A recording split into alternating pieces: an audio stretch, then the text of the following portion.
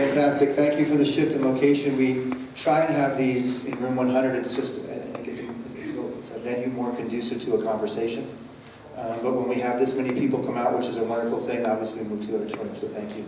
I did want to make sure that this was videotaped. I got a great deal of email for parents that were interested in this presentation, but would not be able to make it, which we're aware of. So as promised, we will be videotaping it. We'll place this as well as the PowerPoint presentation up on the website when we're done.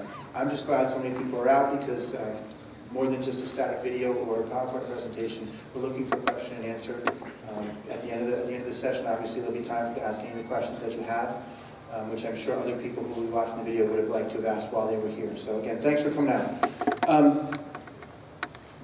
Always start these presentations, our academies, with our mission statement. 4 years ago, the district did not have a strategic plan.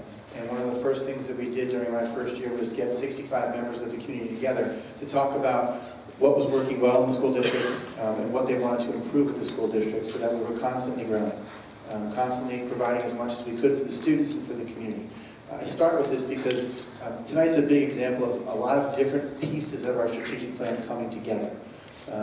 Most importantly for this evening, and I use these a lot as well, the strategic planning committee came up with the things that we value as a community, as a school district. These are the things, these statements, these ideas that when we come to serve your students every day, these are the things we're saying found to kind of ground our work. These are the things that we value, whether it's challenge or integrity. Thank you, Mr. Galea. Safe communities and the rest, these were all important to the committee. I wanted to point out two of our values before we started. The first is integrity, and I want to specifically talk about process. The idea that everything that we're doing as a school district is linked together to best support our students and the people supporting our students.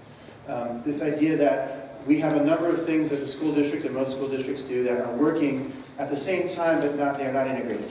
They're not supporting one another, they're not working well with one another, and because of that, we're not as effective as we should be. As we talk about the changes that have taken place and why you're here tonight, hopefully you see how a number of things came together, and that this change kind of, in a way, ties them all into one bundle that's supporting your students more effectively than it was. The other piece is communicators, especially on a night like tonight. I got a number of emails as to why a presentation to begin with. Every time we've had significant changes in district, we have presentations, evenings like this, forums, so that people are informed, they can come out and give feedback, they can ask questions, because as part of our strategic process, we're always getting better. And so this idea that, I know you have value, you have time, and it's valuable to you, you're doing a number of other things.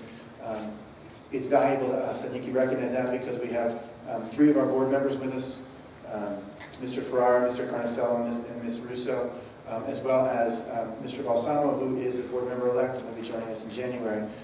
They find it obviously important that these things are going on and that they're here to show that support and communicate with you. I want to thank Mr. Williams for hosting, as he always does. And even though this is a K-6 presentation, our high school principal is here, along with a number of our administrators, including all of our elementary principals. Mr. Carney is serving double duty as principal and AV person. Thank you. Dr. Villani, obviously our assistant superintendent, who heads up a lot of this work, is here as well. And I definitely want to thank all of our teachers who come out. And we have teachers who happen to live in district as well. Some of them are here, but I also notice that there are teachers here who don't live in district and just simply here supporting the work. So I hope you see that all these people are integral in making sure that the changes that we make are positive and support your students. And the fact that you're here as communicators, we want to make sure that you understand that we value your input. So as we go through, we'll be looking for that. For tonight, we have specific goals. It's a parent academy. We try and chunk these academies around one topic, keep them brief and specific so that you walk out with information and you can kind of go back to that information as you need. But these are the key things we want to make sure that you are answering as we go through and that you walk out with this information. What were the key changes? Why were they made, which is critical? How do they impact your child? And how do they help you help your child? Those are the pieces we want to make sure you understand through tonight's Parent Academy. In order to do that, we're going to go through a specific agenda where we try and give information that answers those questions. We're going to start with standards-based report cards in general, what they are, why we're moving to them, and then talk about Nutley's version of standard-based report cards for our elementary level. And then we'll actually move into preparing for parent-teacher conferences, which is taking the information that the standards-based report cards are giving you as parents, and preparing as best as possible so that your 15 minutes of fame face-to-face with your teacher, your child's teacher, is as effective as possible, and you walk away with a ton of information you did not have prior to those 15 minutes actually taking place. So we'll go through all of those different pieces as we go through this evening. I want to start off with the question of why. Why we even have this conversation to begin with. As PARC was released, and we had some parent academies on PARC, one of the reasons I keep talking about all these different states are leaving their past state assessments and moving to PARC is this idea, this concept called an honesty gap. The honesty gap is basically reporting discrepancy.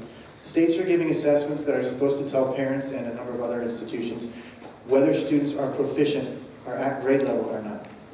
At the same time, those institutions, especially at the college level and beyond, are measuring for themselves whether students actually are proficient and prepared. And what we've been finding as we study all these different pieces of data, SAT, ACT, the National Assessment of Educational Progress, the NAEP, state test scores, grade point averages and the rest, is that they don't always tell the same story. Some pieces of those data are skewed from everything else. They're far removed. And what was happening is states were reporting levels of proficiency that were not accurate. Most specifically, we were saying that students were proficient at the high school level and prepared for college and career, and colleges were getting them, and an inordinate number of students needed remedial classes. An inordinate number of students did not succeed, and by succeed, graduate from a college or institution within 5 years. So what we're saying is that there's a level of proficiency, and then finding out that that level was inaccurate. And that gap between what other institutions were telling us and what we were telling folks was not the same. This piece came to rest here in my first year, working with the high school staff, with our guidance department. Mr. Villio is here as well. We had a meeting evening quite like this, where we had to go through our change in grade point average, in our grading scale, and how we assessed our students. Because what we were finding is that we were giving parents and students one message through our grades, and that message was not consistent with what they were finding when they used those grades and went elsewhere, like to a college or an institution. What we were finding is we were telling students in many ways through our grading practices that they were performing higher, more proficiently than other people were saying they were performing. And I had to have many face-to-face conversations with parents who honestly and legitimately asked me if I had known that my student's grade was not actually the grade, I would have done X, Y, or Z differently. And it really highlighted the issue for us that obviously the teachers are one part. The school district is one part of a student's education, but the parents are an equal and as important part. And if we're not communicating effectively, we're not going to be effective in supporting students. That was a huge learning curve for the district. We made that switch. We've gotten tons of feedback from colleges and universities since we've made that switch, that switch has helped our students. Our kids are still getting into high-profile colleges and getting into different institutions and starting career paths based on what they want. That hasn't changed, but we're doing it more effectively because before they reach the finish line, the kids understand exactly how far they actually have to go. And so that was critical for us, this idea of that achievement gap. The achievement gap, though, was not specific only to the high school. One of the things that we wanted to make sure is that that conversation between parents and teachers was grounded on what actually is proficient. And so the next piece of that is, well, what have our report cards at other levels been telling us? Are they an accurate assessment? Do they give parents and students information that they can actually use to inform better performance by our students? I had many conversations about grades and what grades actually tell us, and when we're talking about letter or number grades, we keep coming back to this idea of grades versus growth. I read an interesting article actually from London, from England, about the development of young soccer players and how many coaches at the most elementary, foundational levels of soccer get caught up with wins and losses. And so they run their practices and they strategize for games based on how they're going to win as opposed to how they're going to develop their young players. And what they're finding is that the coaches that do that, those kids may have wins as they're younger, but as they age up, are becoming outplayed by those students who were developed differently. But there's a difference between giving someone a score or focusing on the wrong outcome and building the foundation that those skills will progress as a student develops, as a child grows into a young adult, so that they are successful at the highest levels, which is where it matters most. We're a K-12 district, really a P-12 district. Our goal is not to make sure our scores are as high as possible in third grade only. Our goal is to make sure that third grade plays a part between second and fourth, so that come 12th grade, our students leave this district refined with skills, filled with knowledge, and prepared to be successful beyond us, which is our entire point. I believe that's what you guys all want for your children, which is why you're here. So this idea of grading versus growth, when we grade, when we assess student work, the idea is that we're letting people know this is where that work fell, within a continuum of possible performance from the absolute worst to the absolute best. And here's how you can make it better, regardless of how good it was. Those kinds of conversations are always focused on, you did great, here's how we can do better, because the race is never over. We want to not only develop those skills, but develop that mindset in a student that they truly become a lifelong learner, and that, yes, things may have been fantastic, how can they be more so? Maybe I didn't reach my goal now, okay, but my life's not over. How can I work, how can I change what I was doing in order to achieve that goal a different way, or at a later time? What we've been finding is a lot of our conversations at all levels focused on, well, my kid's getting a B, so it must be fine. My kid's getting an A, must be fine. Well, what's inherent, what's packed into that A or that B? And how can you use that information that the letter grade may or may not give you to inform better choices, better decisions, better work, so that your students are always growing? Sorry. So we want to talk about the changes that have happened here. We wanted to make changes based on this idea that we have to improve our conversations. Some people may have thought that the conversations were fine, but after getting feedback from folks, they were not specific in any way, shape, or form. And one of the things we learned is as a district, sometimes we don't know what we don't know. And looking at what other folks have done, most districts at this point, in this instance playing a little bit of catch-up, have moved to some kind of standard-based grade reporting, especially at the elementary level, because the focus, as I mentioned before, through the soccer analogy, is this idea of building a foundation. And you can't really do that unless you have all partners in the process on the same page with the same information. So in doing that, we had to make a number of changes. The first was, I know parents have noticed, we moved away from the 4 marking period system for the year and into a trimester system. There were a number of reasons for this change, all of which were initially, the initial reasons at least, that guided the decision were academic. The first piece is if we're going to follow specific skills and knowledge based that students are developing at a certain grade level in a content area, we need time to do that. We need time to introduce them, time to teach them, and time to regularly assess them. And so moving to a trimester allows us to do that. The second piece is informed better conversation, because we're later on in the district. It still leaves us with 2/3 of the year to kind of pair with that. And this is, I've said we value communicators before. Some of the feedback we got was, well, if something's wrong, why do I have to wait an extra however many weeks to find that out? Communication between the teachers and you has not changed. So if something is wrong, your teachers are already reaching out. They're having communications with parents, dialogue with parents when there are specific issues that need to be addressed. We don't wait. Okay? The idea behind the trimester was to link with some of the changes that I mentioned coming together that our programs have presented. I'm sure you've noticed that a great deal of our programs have changed. Language arts, math, science, social studies is going through program review right now. Our health and physical education program has changed. How we are tech has changed. Our world language program is continually changing. All of these pieces put together, as we were looking at the information we were gaining on the educator side, we realized we need to share that information in a more effective way with parents. And as we look at all the different timelines, the way units break out and the rest, the idea of shifting to a trimester where it makes more sense to report out to parents, an actual stopping point, became very apparent as we started to map those different curricula together and saying, listen, if we met with parents in the marking period, we'd have this to tell them, but not this. We wouldn't be ready for this piece, but we would have this. So we weren't 100% set. How could we do that more effectively, bring parents in once and have an important conversation? The idea of trimesters also, we talk about standards-based reporting. You're no longer receiving a grade for a content area that encompasses every piece of your child's performance. You're starting to see that assessment data as you get work home, have conversations with your teacher. You see what your student's doing on a weekly or daily basis. The idea behind the report cards is to give you more specific information on the critical skills in a specific content area at grade level. So there are specific things that your son or your daughter has to master foundationally in order to make sure they're going to be successful moving forward. You should know what those are. You should know when they become important, and you should know how your son or daughter is doing, not only against proficiency, but against other students, so that you can see, well, is the progress my son or daughter is making right now reasonable, given the fact that he's a third grader in the month of December? Is he where he's supposed to be? Do we have to play catch-up? Is he ahead? If so, how do I support him? Okay, if I want him to move ahead, what kinds of things can I be doing with my student? How do I become an equal partner in this process? Not just relying on a letter to tell me, okay, things are fine, but here's a specific assessment of the things he absolutely needs to know and be able to do in math, in world language, in social studies, to make sure that he's prepared not just now, but prepared in the best way to move forward.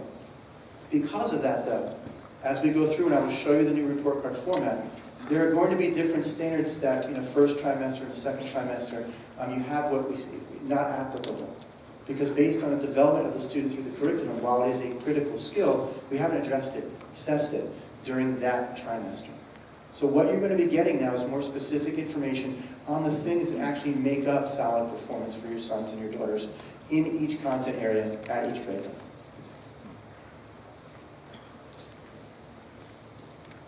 The last piece, as far as the trimester is concerned, one of the things that actually fell in our favor, at least for now, was not part of the decision-making process, but it did help. I mentioned PARC before. We have mandated state assessment. PARC was taken from 2 sessions last year to 1 session this year, and we are mandated to schedule all of our PARC testing for grades 3 through 6 within a certain window. Same way we were mandated for 7-12 within a certain window.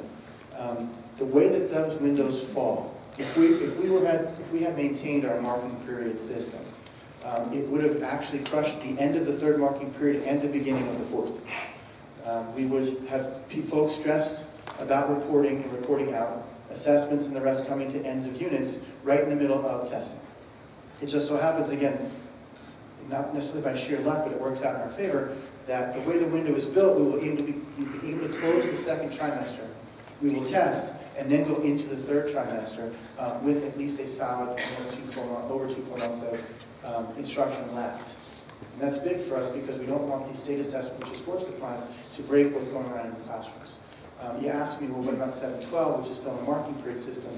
The 7-12 testing window is actually later in the year, the way it's mandated.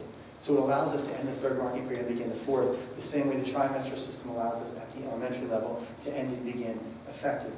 So that was a nice added benefit as we work through this shift.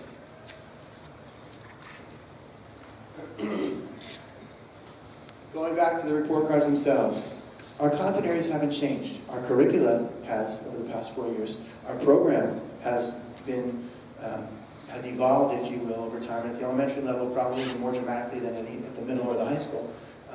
We've had significant changes that have been pushed through professional development, but really by the teachers in those buildings. You have teachers at the elementary level who have to be masters of 4, 5, 6 different content areas that are changing.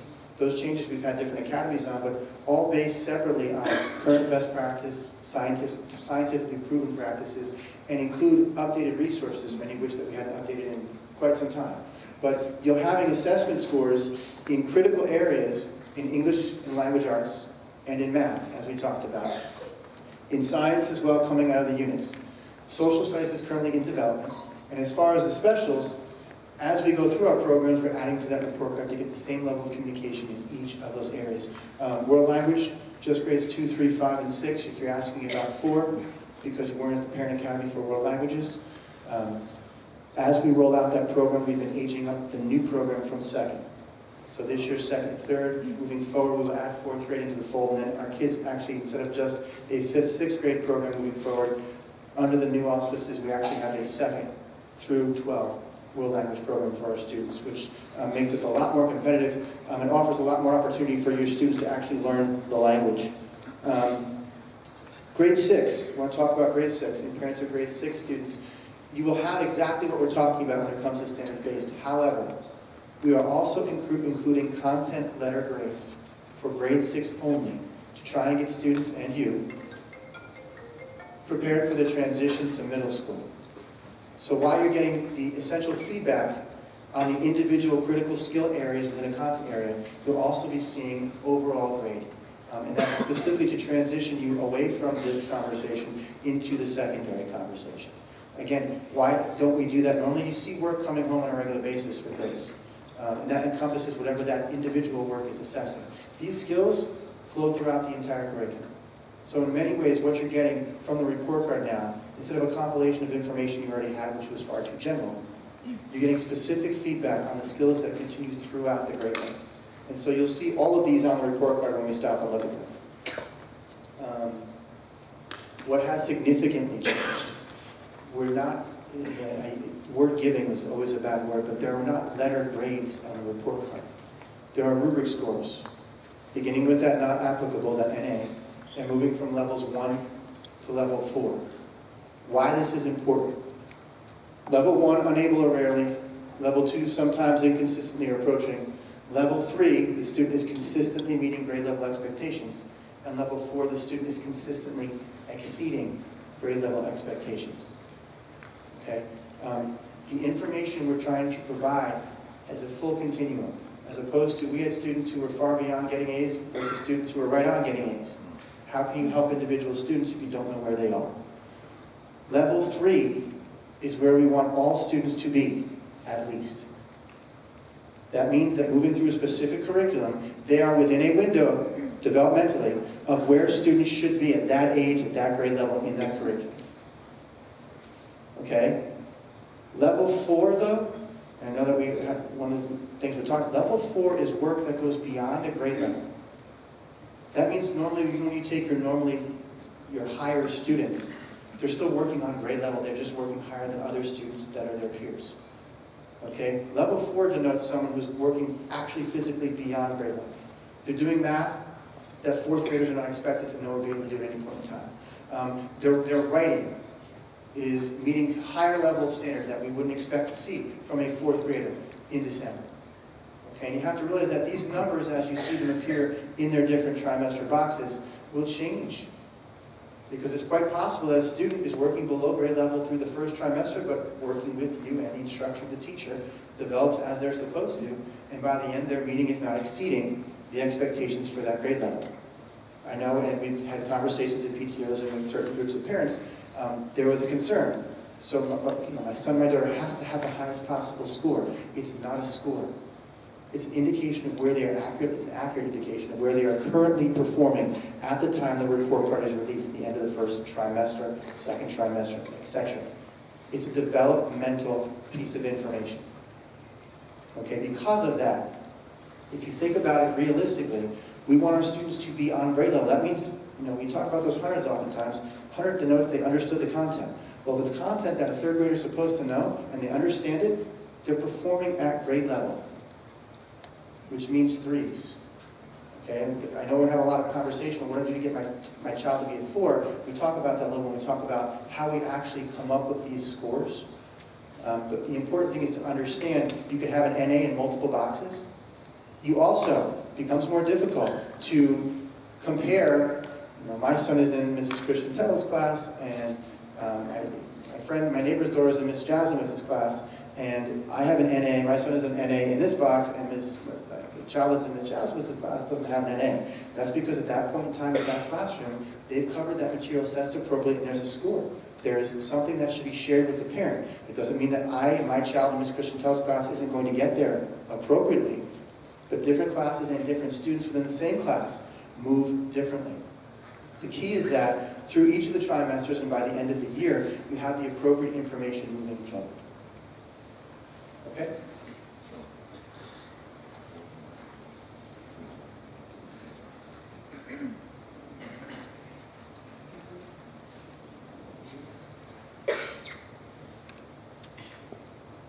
These are the rubrics that we use. I'm going to show you tonight rubrics. I'm going to show you the actual grading format as well. All of this information, these exact documents, can be pulled off the parent portal when you log in. So if you go into real time and go into the parent portal, if you've done it before, we have a slew of documents, information, forms, and the rest. Any parent of a child who's in elementary has access not just to that grade level, but to all of the K-6 information. There are the report card templates, there are example report card templates, and there are, the rubrics, not only for the content areas, but for the social emotional growth area of the report card, which we'll talk about a little later. I just want to show you, as you can see, Under grade 1, you have language arts reading, asks and answer questions about key details in a text. That's a critical skill that we are developing, working with your children on in grade 1. Okay, from those 4 levels that I talked about, moving from left to right, worst to best, if you will. Still developing to mastered, if you will. Each of those areas in the documents are here. You can literally go through the entire benchmark that our teachers are actually using to make sure when they have a conversation with you that the number represents the current level of performance based on the work your student is doing then. In the past, if you will, the way grading processes used to happen, you get a score for something in September, you get a score for something right before the semester marking period trimester ended. They would be somehow averaged together to give you a number, even though that number included how they were performing in September equally with how they are performing right before you got this in November or December. How does that tell you exactly where your child currently is performing? The numbers here are talking about the development of your child up until that point. So you have someone who starts off in math and is nailing it right on grade level with a 3, and hits a concept later on where they're struggling, you can see that 3 go to a 2 because that current level of performance is actually only approaching. In the same vein though, you could have someone who is approaching grade level initially, but through the work of a marking period through a trimester, they actually managed to show us that they have mastered those critical skills and are working at where a student at that grade level at that point in time actually is. And so you're getting real-time information, if you will, on exactly where your student is and how they've progressed. This is, again, what they look like.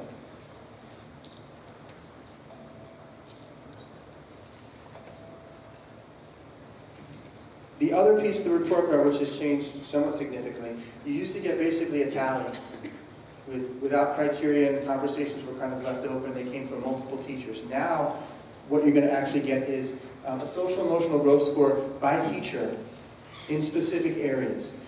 Part of our strategic plan, again, I talked to you about how multiple things have been happening in district, and this is one way, communications-wise, we pull them all together.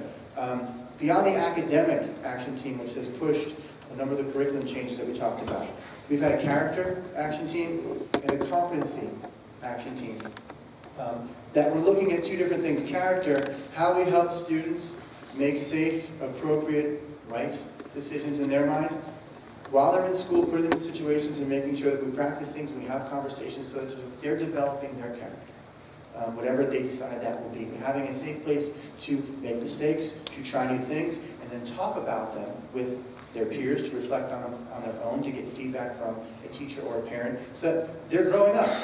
The other piece was this idea of competency. The competency action team, again, focused on the skills that are not content specific, but make successful people successful. Because if these are the things, drive, determination, focus, research skills, communication skills, collaboration, that our kids are going to need beyond 12th grade in order to be successful in any walk of life, regardless of what they choose to do with their lives. If we don't conspicuously include them in our program, then we're leaving it to chance that some of the most important things your sons and daughters can learn is kind of on them, or the happenstance of where their schedule puts them. We didn't want that to happen. These 2 committees came up with frameworks of their own, things kids really need to be challenged on, supported on, they need to be growing in. And they kind of merged those together into the social emotional growth piece of your K-6 report cards. And in the categories of collaboration, communication, research, problem solving, and self-direction and awareness. And again, there's a framework for these as well, so that, and this again available. But as you see, again, K3, we've grouped them together developmentally. We have a K3 and you have a 4-6. We also have 7-12 rubrics as well. But this idea of collaboration, what should a child at the kindergarten, 2nd, 3rd grade level be doing to develop appropriate and successful collaboration skills? Now there's a whole slew of things in here. If a student is doing what he or she is supposed to be doing with direction and the rest, that's what's expected, that's your 3. It's when students are not working well with others that you start talking about your 1 or your 2.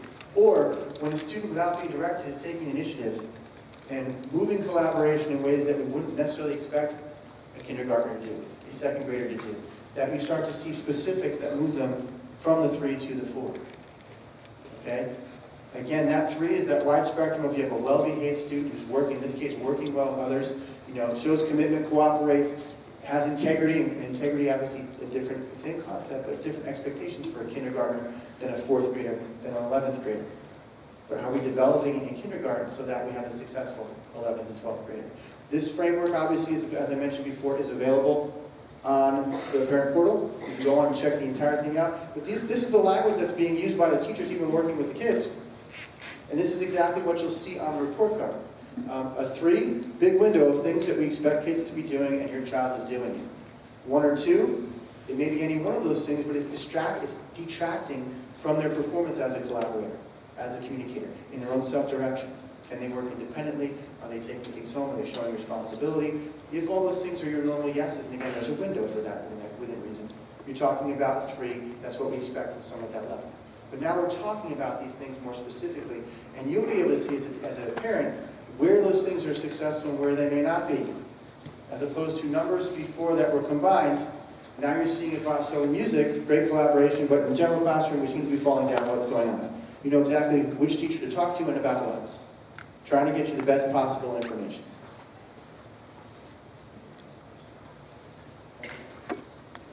So, try for the sake of time again, trying to keep this brief and specific for you all.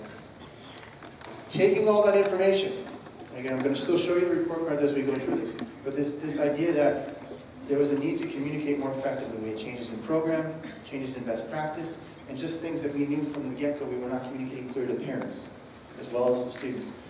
We moved to this. Conferences for this year, we have, as normal, 2 days, December 8th and December 10th. They should have already been scheduled your 15-minute slots. One of probably the driving reason about wanting to communicate in our strategic plan and the rest of it, for having this academy is you have 15 minutes with your teacher. That doesn't mean that's the only communication you're going to have with your teacher, obviously. But I guarantee you there's going to be somebody knocking on the door, parents behind you, when you're 14 minutes and 58 seconds. They're going to be looking to get into that room.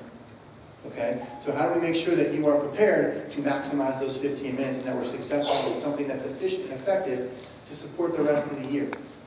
Moving forward in working with the teachers who agree that this is something critical and to not only spread it out for them, but to give you more opportunity, we're moving from 2 days in future calendars to 3 scheduled days of conferences so that there's more time to sit down and actually have conversations with parents because we feel this is critical. Purpose of the conference. There are a lot of people that have different takes on what the conference should be. It is an opportunity for you to sit down face-to-face with your child's teacher and have a conversation about specific performance.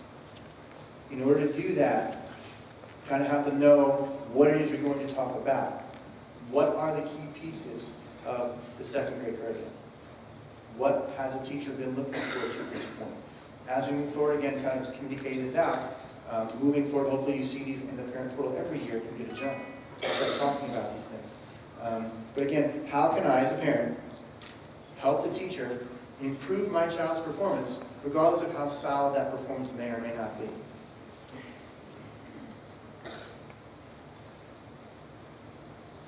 So, we'll start here. We talked about the purpose. You're going to see evidence of your child's work based on the certain standards that are being assessed. So you can see this is exactly what young Russ is doing. Here are examples of what other kids at that level may be doing, from the absolute best to the absolute worst. So you understand exactly when he brings work home, this is what good work looks like. You know, I think his spelling is atrocious. Yes, you do, but actually where 3rd graders are right now, he's right where he needs to be. Here are the things we can work on moving forward. The whole purpose of this conference is to walk out, having spoken to a teacher, with a clear picture of the specific skills that your son or daughter has to master and how he or she is currently doing, so that you understand what you can do moving forward and how you can support the work of your child's teacher. Understanding the report card, we're going to go through the rubric and the format again. But this idea that when you go into the conference, what do I see coming home from school thinking about that?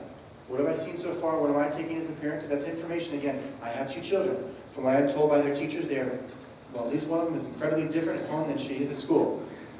Okay, so having that information and communicating to the teacher is incredibly helpful for both me, to get it off my chest, it's like relief, as well as the teacher to understand what may or may not be happening. If she gets frustrated about certain things, the teacher can give me insight sometimes as to, well, how you asked this or tried that. The idea that we're a team. Beyond that, what do you actually see home? What's going on? What does your child thrive in? What are they passionate about? because they may not be showing all those things to his or her teacher. Making sure the teacher's on the same page. And again, generating questions based on this information.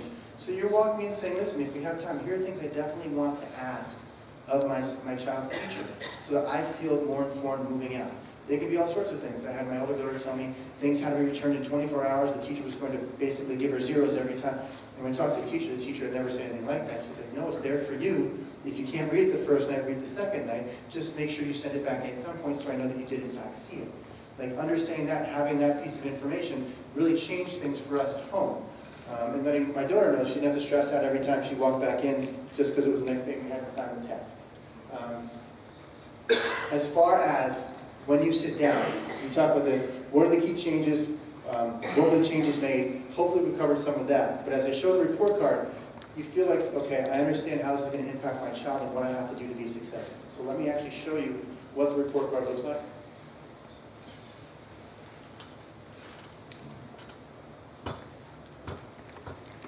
This is a template, no actual students, so no one half faculty has been absent, present, that hasn't happened at all. 58 times they've been here.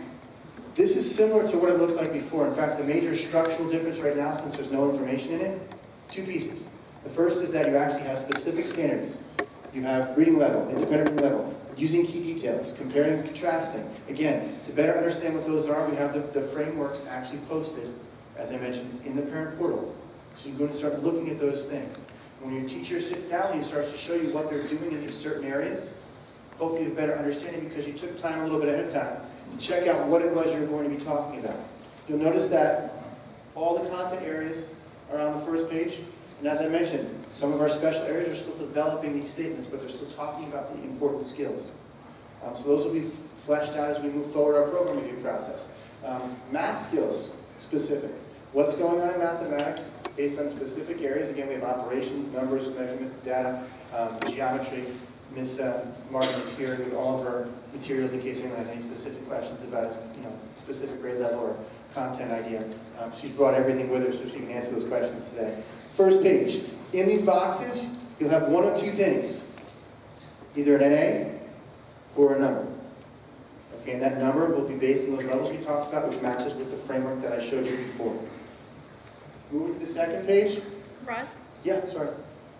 The second column that has science, it doesn't seem to have demonstrated skills. It more or less has content, but not skills. As we move through the program reviews, those sections will be fleshed out with the critical skills. One of the things that,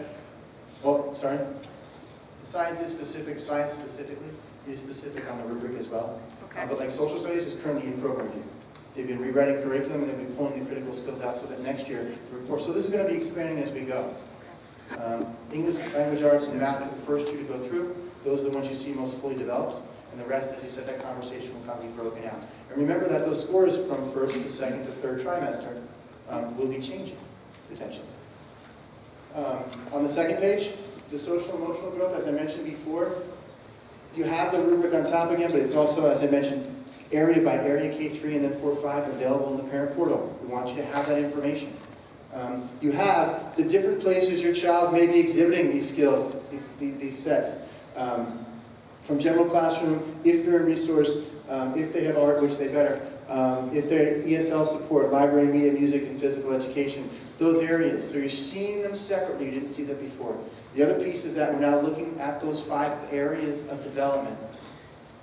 Okay, and so again, for this one especially, if you look at the framework, it details what each of those levels is, and why it's where it is. There are, if you want even more information, as I mentioned, this is coming through our strategic plan.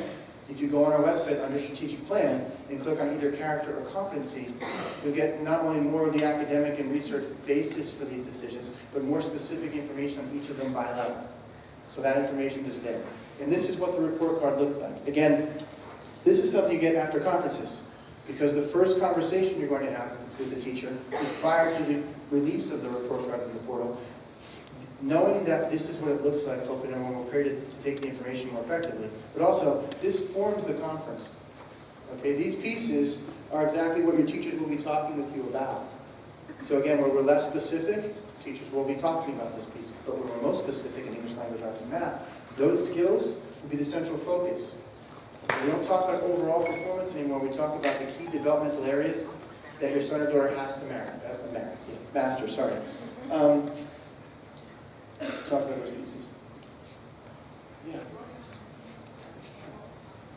So yes, in English language arts, another big shift for us is that if you look right from the beginning of reading, we have reading level and independent reading level. Okay, sorry? The idea is that we want to make sure that you understand. I've done a lot of posting on my website, and the teachers do a lot of conversation. But one of the big shifts in our language arts program is that we're having students read books, depending on the purpose, in one of their 3 levels, whether it's their independent level, their instructional level, or their frustration level. The idea being, in the past, we gave everyone the same book. And what we found is that doesn't really teach anybody to read. Because either it's not at my reading level and I struggle with it, it's not at my reading level and I'm bored with it, or I don't like it. It's not about something I want to read about. The district's made a huge investment in literacy. If you go into classrooms now, you're seeing hundreds of books in all of our elementary classrooms, on top of the fact that we have book rooms now in every single one of our elementary schools with hundreds more books, so that students can constantly find books that they're not only interested in topic or genre-wise, but can find books within those topics, in those genres, at an appropriate level so they can be practicing and mastering their skills. We all develop differently, but there's no reason why we can't all be exceptional readers. We have a lot of people, though, growing up who get turned off to the act of reading because for so long we put a book in their hand that was either too hard, too boring, or completely not what's interesting to them, topic-wise, in their hands. Okay? What we found is that it didn't necessarily manifest itself at the elementary level. We had elementary teachers teaching adventologies, where things went very, very well. And those kids got up to middle and high school and weren't reading. When we talk about why, it's really because we approach it differently. This reading level is important for you. If you go back to some of my posts on my page, summer reading, fun reading, extra reading at home. What should your child be reading at home? What can they read on their own? What do they need your help with? That's important to know. Because if your child is spending lots of time reading and they're either frustrated, bored, or not reading appropriately, I think you'd want to know that. So it's a huge piece of information coming forward so that you can actively engage. And again, there are all sorts of web resources if you want to know what level, reading-wise, any book that your child may pick up is. I talked about some of the pushes that the Nutley Public Library, which is a phenomenal facility, has. I talked about how you can take information that we're giving you and be even more effective in the library. What I have found, working with all sorts of kids of all different levels, all different reading and grade levels, is that when they feel like they are good at reading, they want to read more. And by reading more, they become even better at reading. So if we can get the right books into their hands on a regular basis between the teachers who've been trained on this, and then sharing the information with families so that, again, it could be on vacation, it could be over a weekend, it could be over the summer. Are we making sure we put the right books in our kids' hands so that they're enjoying reading and they're getting better at doing it? So it's a key piece that's on the report card as well.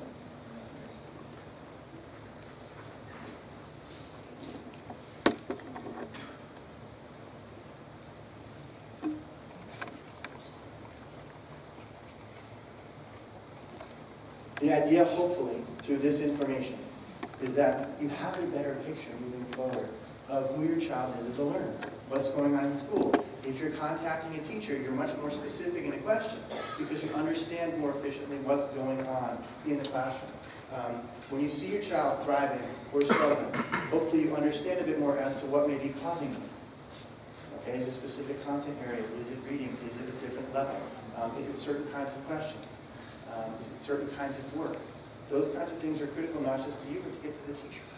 And again, these conferences, we have 15 minutes. One of the reasons that we have been sharing that we moved to standards-based reporting since last year, but held off on this specific parent academy, was because we wanted to make sure we were closer to the conferences. So you didn't get this information in September, and then with everything else going around, you need a refresher from December. We held off until now, and all these things are now released. As I mentioned, you can go into the parent portal right now on your phone, if you don't want to wait, or you can go home and do it on your computer later. But you can log into the parent portal, you should all have access, and that main screen pops up. Actually,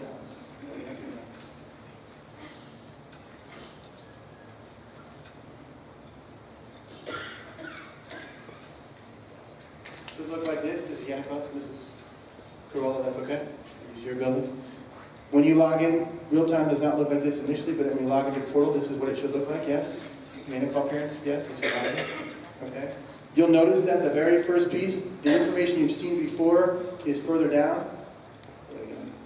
Okay, these pieces were here already. We have added this piece for you, elementary report card information. You've got the actual benchmarks. Click on it, you can open up a PDF document, and you have the sample template of the report card.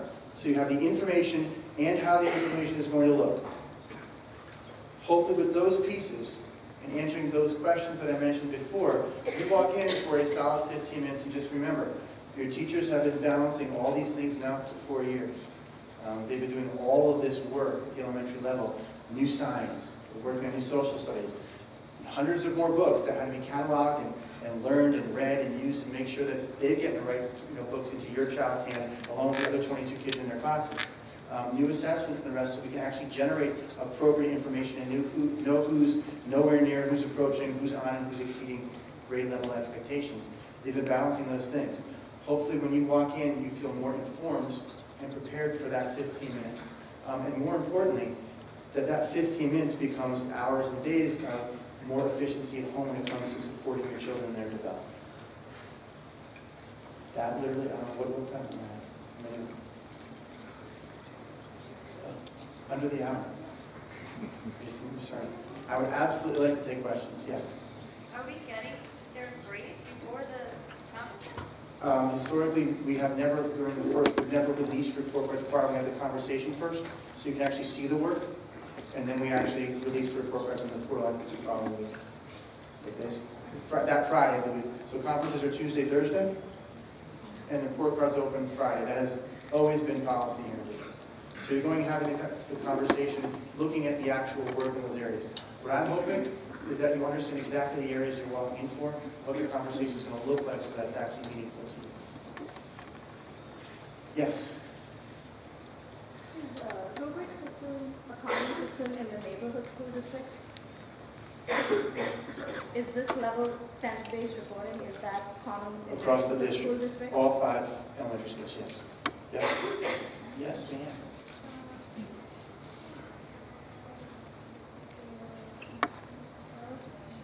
How do what? Rubrics? That's a good question, especially we had a young parent here. No? Asking a really good question, how do they work? That's a great question because you should see that in class. When students learn a new concept, we ask them to perform. They write an essay, or they answer a question, or they make a presentation, or they complete a math problem, right? Based on that performance, we're able to judge how well they've mastered a certain skill. Are they understanding the text? If they are they using the text appropriately? If they're using the text appropriately, can they extend upon that text?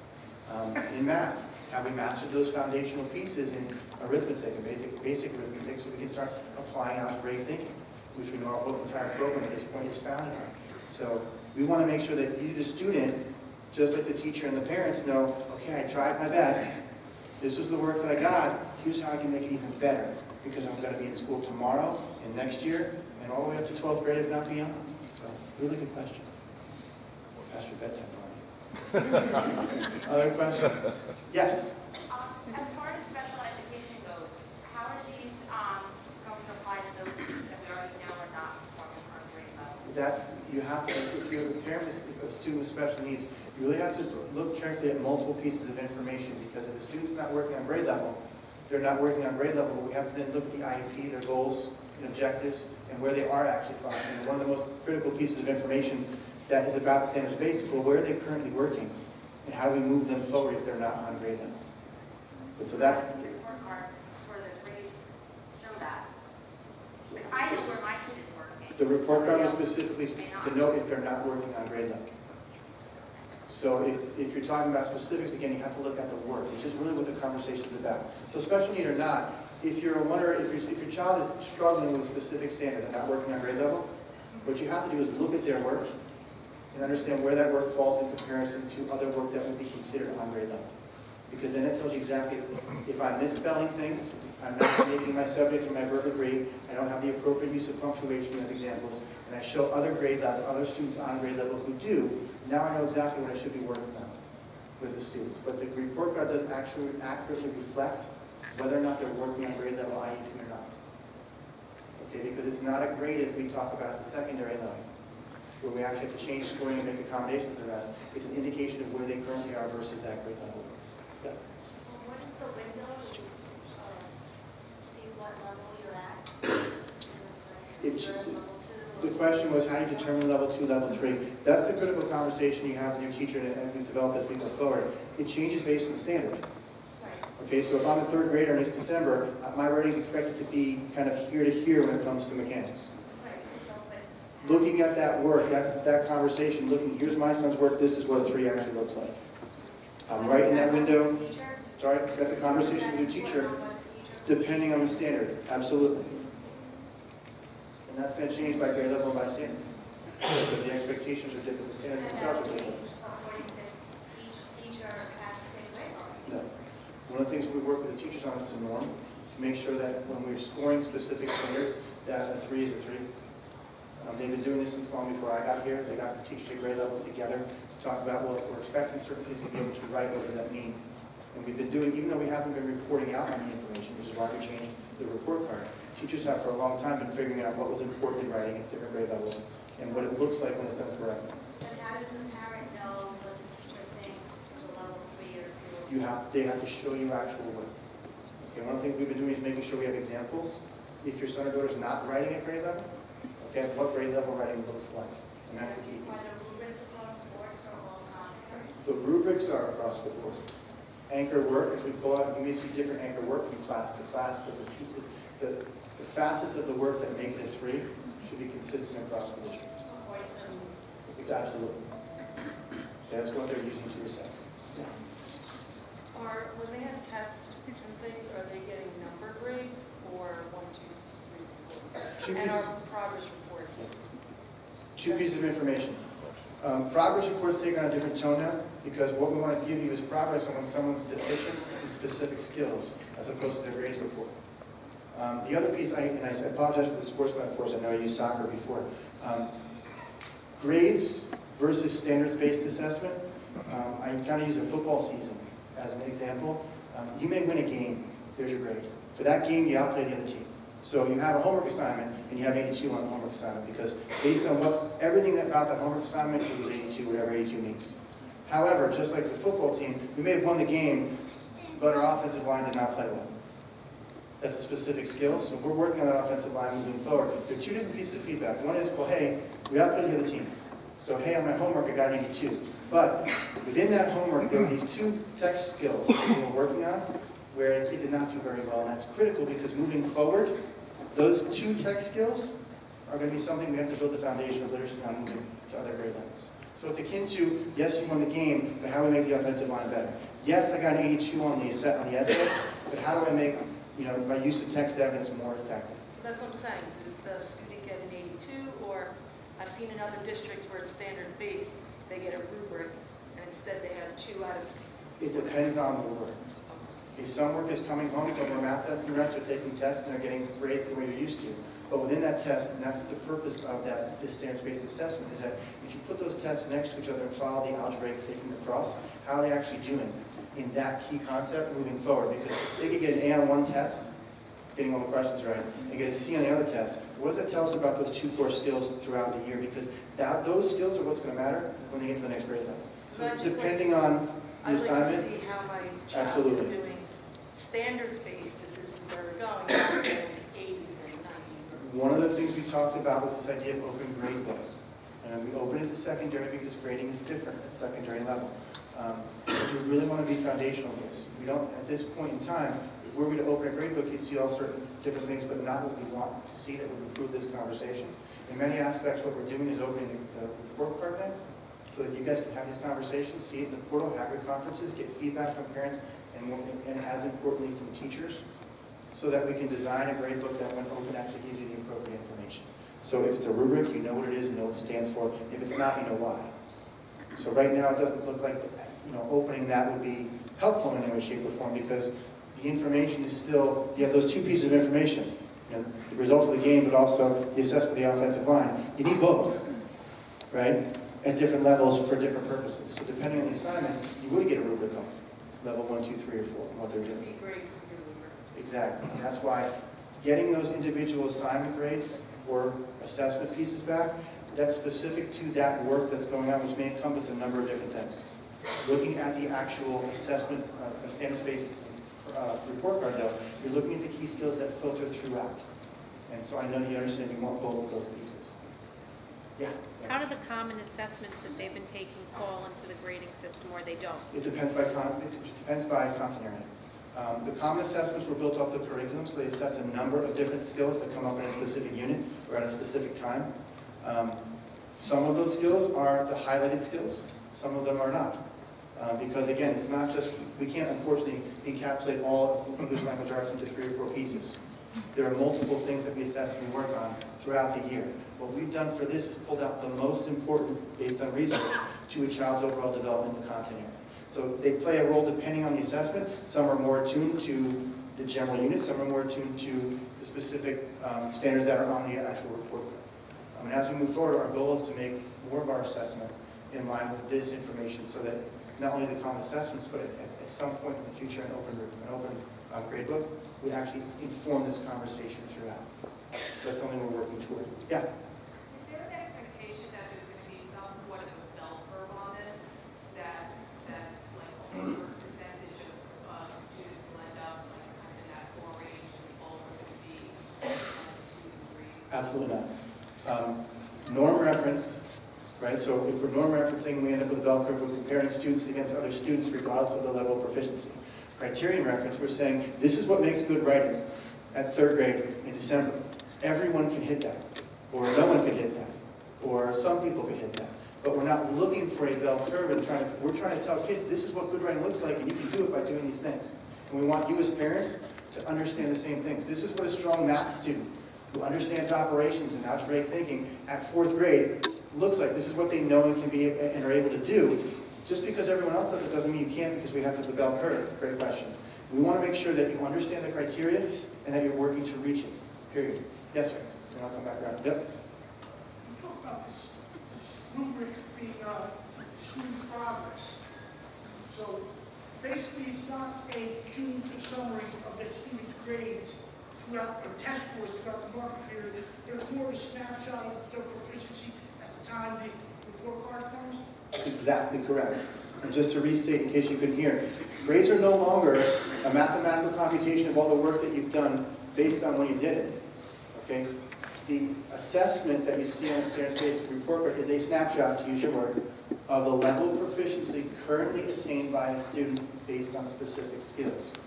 So, and again, if the idea is to develop proficiency, going back to the bell curve question as well, there's no reason to lower a student's grade because they weren't as proficient in September when they are demonstrating proficiency, which is the goal, in December. In the past, grades absolutely did that.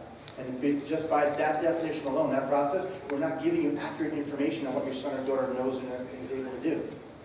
Versus what we're doing now, which is showing you that snapshot. At that point in time, this is where your son or your daughter is currently, and here's how we can move forward. There was a question? Yes, sir.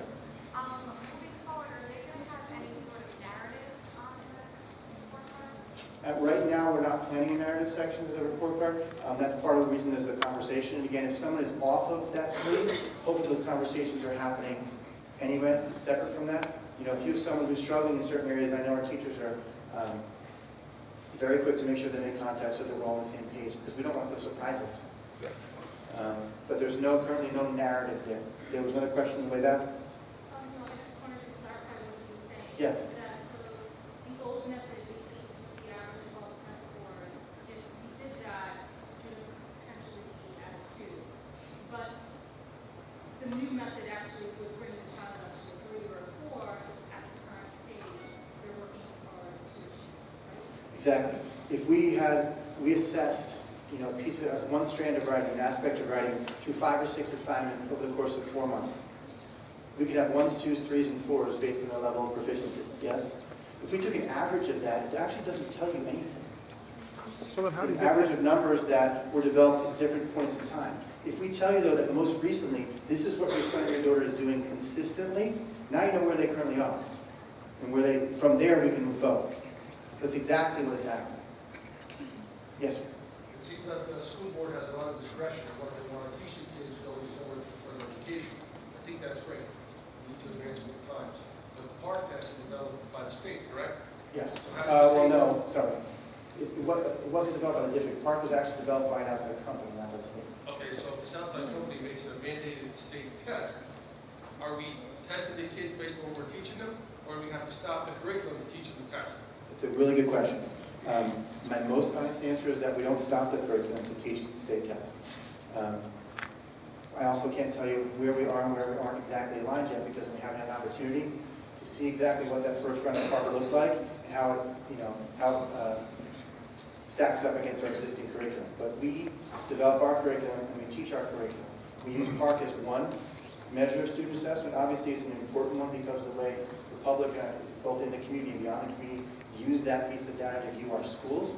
But for us, it's one piece of information. We just got Park schools at the elementary level just now. We've already imported it into our student database, which combines them with our common assessments and the other internal assessments teachers give at certain levels to start to see exactly how what we're doing lines up or does not line up.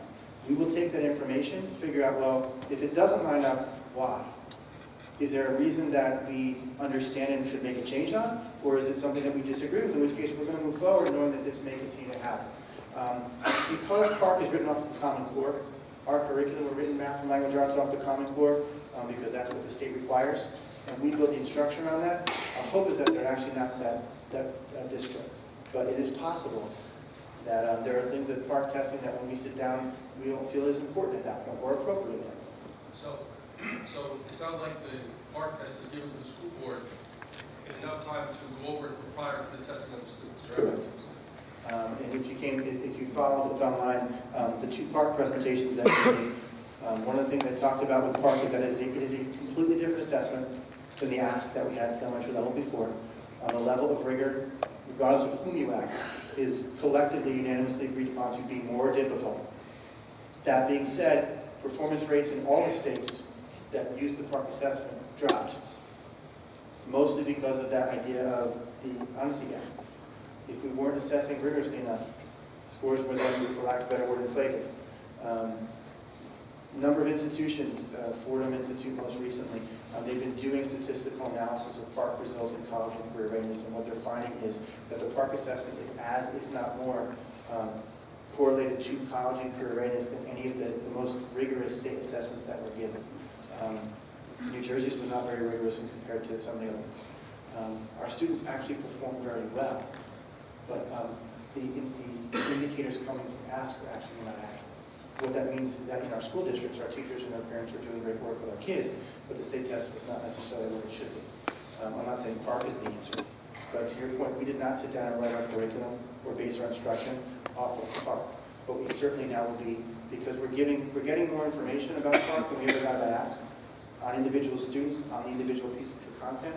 We can start to break that down and see, well, wait, it's not that we want to do poorly and we're not ignoring that, but where does it line up and what can we do more effectively? And more importantly, is Park telling us something about our program or about our pupils that we don't know? In other words, it's showing us an area we can get better in, well then we're going to take advantage of that. But what we're not going to do is stop what we believe is most important, to go back to those value statements for your children, just because Park says we have to. The last piece on Park before I leave that is, because the rigor changed and everyone went down, the first piece of information we want to make sure we look at is, well, if everyone's going to go down, how did we fare compared to everyone else? Because we've implemented a number of these programs.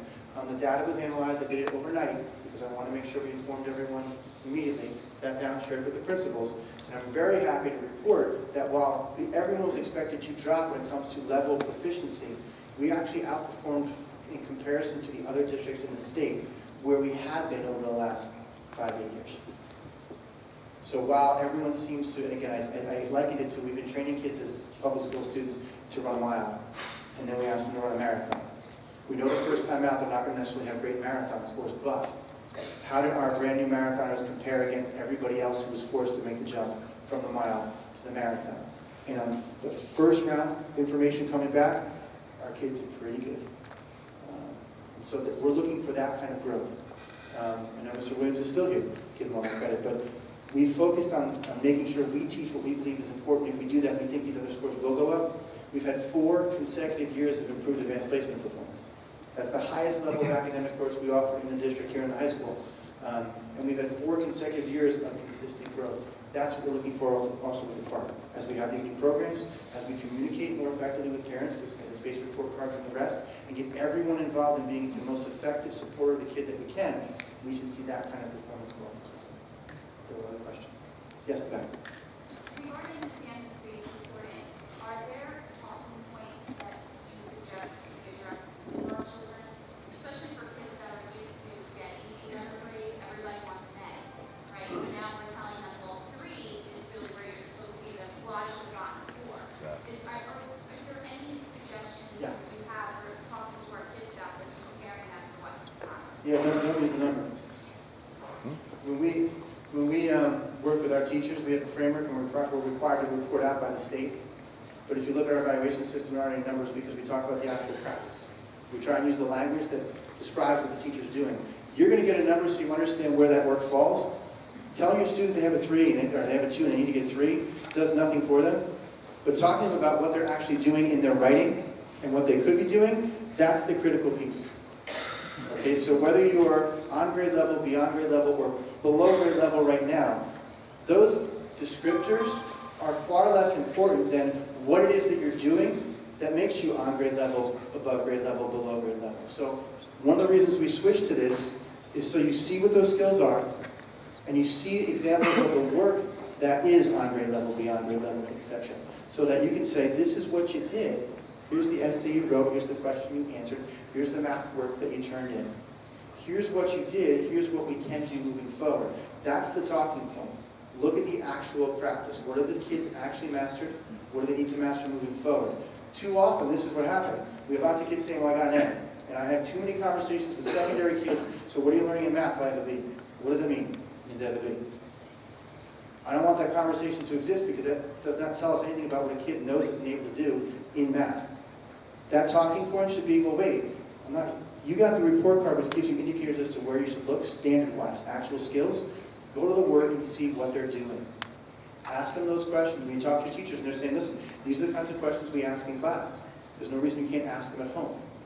When you're reading a book, asking about these topics, asking your kid to use evidence from the book to make a point, to extend it and connect it to another book or something in their lives. If they're doing it at home and they're doing it at school, the likelihood is they're going to be more effective at doing it.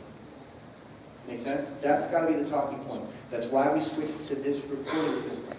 So you know what it is we're working on and where your child is, so you can help us both together move that child forward. Yes? If you have a child, I'm going to talk about my own.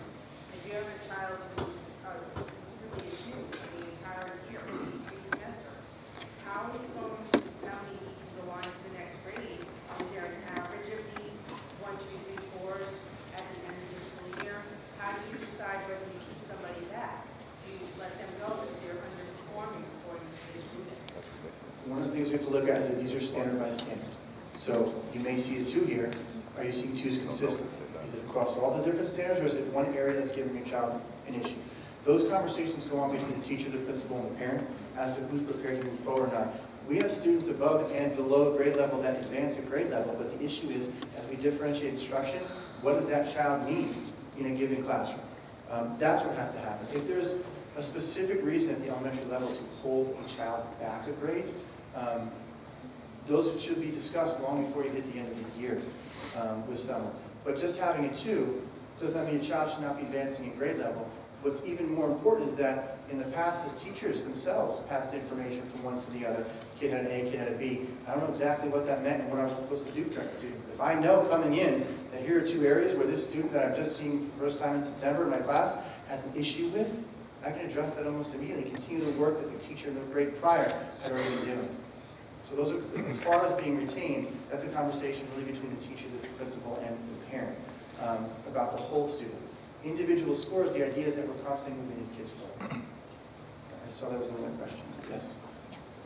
Although I like the approach that you're taking with taking a more cohesive look at students' complete evaluation. I'm just curious to see what other districts are taking this approach, because the only other one I'm familiar with was Clifton. doing trimester basis, and I'm not sure about their actual grading system, but I know their cutoff was 3rd grade. They didn't go beyond that. So I'm curious as to the districts that you've studied and what was the gap from where they left off with the old system to the new system, and what sort of progress that we've prompted to move to this. Multiple questions. The first one is almost every district we reached out to was in some way, shape, or form, especially at the foundational level, using standards-based report cards. All the superintendents I interact with here at Essex County talk about it. If they haven't done it already, they're doing it. What I didn't understand was the gap question. Well, as far as it's with the trimesters and taking the new approach to the picture of where they are now. Yes. Okay. I mean, I work up in Morris County from the parents and, everybody I spoke with on an elementary level, they're still on quarterly report cards, and it doesn't seem to be quite too far where I'm seeing this. So I'm just curious where your analysis was, and, if they saw progress over 4 years that this new grading system had prompted improvements within the student body. How to answer that question accurately. Most of the districts that I know that I moved this already, they were already high-performing districts, and what I mean by that is you look at their state test scores and the rest, their scores were up there. So the feedback that I get from those districts is what's changed the most is the conversations, first of all, not only with parents, but with students, because we're focusing on improvement as opposed to scores, grades and the rest. I got an A, well, what else can we do better? Partly because if you use the A, and you try to give the other piece of information, like you won the game, let's talk about the offensive line. As soon as you say you won the game, they stop listening. I got my A. Okay, this is what we can fix. Here's how we can get better. We can improve upon it. What happened? A lot of districts that did that, it would be hard to show you that they necessarily improved based on the indicators I could find, because all those indicators were fairly high to begin with. I can tell you the feedback that we get from those districts. And we reached out and talked to a lot of people, administrators and teachers, as well as some parents. We have teachers here who are parents, but they live in other districts who've already made the switch. The conversations change, and therefore the interactions with the students change, and that's the key. I'm hopeful, because we definitely have room to grow in certain areas, that all the different pieces that we've been changing, this is just an indication of, it's a piece of communication. But what this represents are all the different changes that have happened in our curriculum. What's happening different practice-wise in our classrooms. Again, we haven't changed everything. A lot of things in district with our teachers feel are already working exceptionally. So we try and value those and improve the things that need to be improved upon. The same way we're trying to give you information, your students, this is what's working, here's where they need to work moving forward. But most of the districts we reached out to had either made the change or were in the process of making the change. Yes? I, like this lady, support a lot of the change that's going on to make our students better. One of my biggest concerns is, I guess, when it was 4 marking periods, it was quarterly. It was more of a check and balance. I know it's more specific now than the check and balance was previously, with all these different categories that determine our child's success. My biggest question is, what is your advice to communication with the teacher that makes sure our son is always at, like I would say before, an A to get a 4? I mean, how often can we have that communication with our teacher to make sure that she points out, this is what your son can do, not just every third of the year. It's like you get hit with a bomb, 1/3, 1/3, 1/3, and it's like, wow, I could have been doing so much more to get my son to a 4 than just an average 2 or 3, What communication, what suggestions do you have to talk to our teachers on a weekly basis so that we can hire our tutors and spend our fortunes to make sure our sons are at 4s to do this? And I think a lot of parents have that same question, like, what can we do, and what is the communication? Well, I know even before we made the switch, there were parents that were emailing teachers every day. I don't necessarily recommend that. But what I'm hopeful is that you're having the appropriate communication that's going to change based on your student. If my student's doing exceptionally well, I'm getting work home, and I'm seeing that work, and I understand where that work is falling. I have enough information necessarily without reaching out to the teacher. If my student's struggling, though, as I said, hopefully teachers have already reached out to you, or you recognize something, and you're reaching out to the teacher. I don't think there's one answer I can say, well, every day, every other week. Remember your teachers are working with 22 kids, but yours is the most important. Depending on your child, you have to make that judgment and contact the teacher. I mean, you're in charge of the schools. Do you think it's okay to contact the teacher on a regular basis, weekly or monthly, or? weekly? You know, like, how's my son doing? I would You know, absolutely say if he's not at a 4, what can he do to get to the 4? I would absolutely say that it's certainly appropriate for you to contact your teacher. I don't know how appropriate a weekly and monthly a semester, depending on your students. I also need to understand that if 22 people are contacting the teacher every day, they're in class every day teaching, they may not get back to you within 24 hours, and it's not because they don't appreciate you or your son. What I'm saying is that you have to work on something that works for you and your child with that teacher. Part of how we help that conversation go, so you don't have to contact your teacher, is doing something like this and trying to share out work as we progress through years. So you're getting things home in line with this. I don't need to call Mrs. Christiantello.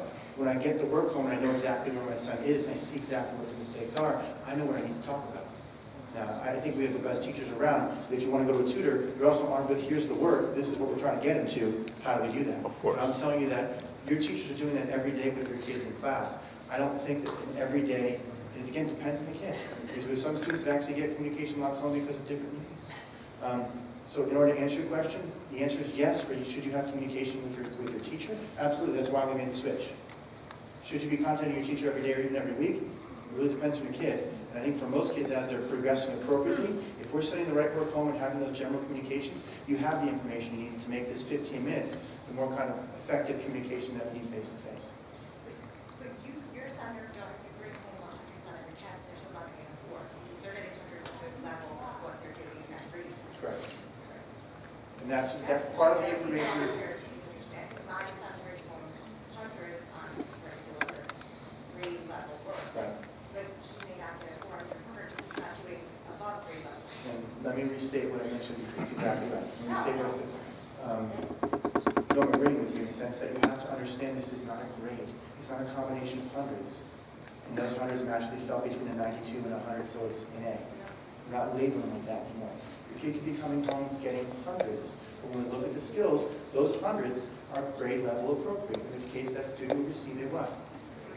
A 3, because they've met all the criteria expected of a student in that work, which is why they received a 100. Yes. So it sounds like there's much more subjectivity involved in determining this assessment. Exact opposite. Sorry? Exact opposite. And what I mean by that is... Previously, it was a quantitative objective. If a person got 7 out of 10 questions right, it was a C. A person got 8 out of 10 was a B. But now I'm understanding that a person who got 8 could get a 2 because they're not gathering all the concepts from what the teacher's observing in class. But a person who got the 7 could still get the 3 because the teacher is seeing this gathering of the concepts in And class. it's not about what the teacher's seeing, it's about the actual work. And so, I'm going back to again, where it's less subjective. The teachers aren't going around saying, I think this about student A and I think that about student B. They're looking at student A's work based on the standards. And saying, this is on grade level, it's not on grade level. And then they're looking at student 2, which is again why we don't say have to have a bell curve. Because they're taking each student's individual work based on what is expected of that student at that time. And so if we've normed our teachers, you could get everything right and get 100. You get something wrong and get, you get what would be a 70, if you will. If I pull the specific skills out, it's going to be the same across the board from kid to kid. And so you're getting 2 pieces of information. How are they doing overall in this assessment? There's your 70 or 100. How are they doing on these critical skills? That's separate from what the 70 or the 100 is telling you, based on the work that they're giving you. That's absolutely constructive. It's in front of you. If I can't show you this is what your son or daughter is doing well or needs to improve upon, I don't know how I would come up with a score. So I'm seeing homework coming home and he's whizzing through it. I'm seeing grades coming home of 80s and 90s, but I could still see a report card come home with a 2 on it. You could see a specific skill area based on the homework that is whizzing through. A specific skill, okay. Remember that if you go back to the report card, and I think the computer shut down, apologize. If you go back to the report card's written, you're going to have standard by standard. Now, if he's whizzing through everything and you're getting hundreds and you have a whole list of 2s, then we have a whole conversation now, because those foundational critical skills build to the success that you're seeing on homework and the rest. But you're getting different information, which is why you have to understand to the question, the 2 should correlate in a certain sense, but they're not going to be an exact match. Because like I said, you could win a game and still have poor performance in certain areas of your game. Okay, so here's the thing, how do we improve those areas to make sure that regardless of the score, you're performing your absolute best? So again, it's not subjective though. I don't say I didn't like your performance on the offensive line today. I say you missed this tackle, this was a blocking scheme, you didn't do it. It's incredibly constructive and objective. Same with your writing or your math. Yes? It's not about winning, like you made Yes. that analogy, but while I'm afraid the kids are going to got an 85, but it's a 2, why not just give the 1s, 2s, 3 scores on all assessments so it's consistent? And that's something as we go through this year and we're examining which ones it makes sense to do that to. Hence, not opening the grade book at this point because we have mixed messages that aren't clear. But once that's set, we can explain to a first grade parent, here's what the scores will look like in the open portal. So you know on a regular basis, without even contacting me, here's what we did this week, and you see where your student is. They're bringing the work home, you see what level that's on, here's what can be fixed. At that point, now you're informing the conversation. It makes perfect sense. I just feel like it would be better if my kid got 2s on the So they understand reading this assessment is- instead of the 85 or the 75. Because then And going back to the talking point, regardless of the score, it's got to be asking your child or daughter, your son or daughter, what did you do? What could you do better? If they can tell you that, then we're halfway home. right, like a rubric-based grade. Exactly instead right. of, That whole idea behind rubric is that at the end of the day, they're not going to leave us and get graded. They're going to leave us and perform in different ways. They have to understand how to take criteria and meet those criteria, meet standard. Yes, sir. I get the impression that if a student comes off with all threes, the parents may be disappointed to see that. And maybe the fact that a 4 is really going to be something kind of out of the norm. Something maybe that, like, I don't know, I mean, a 4 is something that... A 4 is out of the norm because you're meeting expectations. So if you go back, this is what we know about third graders and their understanding and development in math. So here's the spectrum of where a third grader really should be. From your lowest that's still acceptable to your highest that's still acceptable. Our ideal is we're going to drive every single student into that spectrum, if not beyond.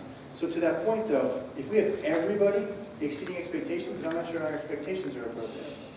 You know, so parents need to understand that it's not a grade as it was in the past. It's an indication of where your student's performing, and I would hope that most of our students are at least on grade level. So that is going to be a change because it's not an A, it's not a B, it's not a C. It's, are you producing grade level work in this specific area? It's discrete. And if you combined all those 2s and 3s and 4s together, it could have been an A under a math system. But again, going back to that, it's a calculation that falls into a made-up window, which is 92 to 100. I gave 4 homework assignments, they gave 2 homework assignments, you had 3 quizzes, they had 2 quizzes, I wrote 2 essays that were long, you only wrote 1. That's all over the place. Regardless of that situation though, if we're following the same skills through all that different work, and scoring those skills appropriately based on the same criteria, you're talking about objectivity, and you're talking about am I on grade level or not. But yes, people may get that first look and go, wait, I sat down and talked with my son's teacher for 15 minutes. We went through those specific skills, and everything about their work, they showed me the work is right where it's supposed to be. It's a 3. Yes?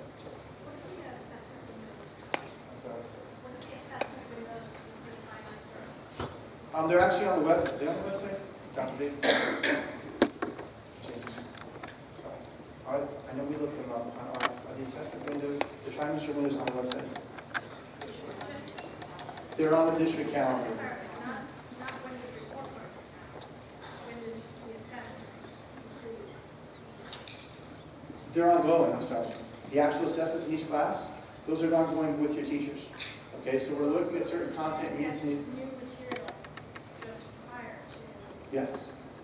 That may be one of the conversations. Listen, right now they're showing this, and there's actually there's a 2 on here, but we only just started this 2 weeks ago. That's important information to know. You know, some of the things, well, the student has a 2 on this, but we started this in September. You know, this is where we're expecting kids to be. Now, I don't think you necessarily have that sense. If we only started 2 weeks ago, then everyone only started 2 weeks ago in the class. So you're going to see some consistency there because it is objective. It's not randomly based on who got their win. It's about when I start assessing this skill, how is this student doing in that skill? It's a clear, rubric-based criteria. Does that end? Yes? My opinion on this does not give our child the initiative to do better. I mean, honestly, they're getting a B, they're striving for that A. They will work. My son will study for hours, study, the math for that math test to get that A, to improve that grade. If there's no chance of them getting that 4, and if they can get a 3 and not have to, and they're kind of now confused on what's a 2, what's a 3, what's a 4, and there's really no chance to get that 4 because if they get that 3 because maybe everybody should be at the grade level, and if a 4 is so exceptional, how are the kids going to strive to do better?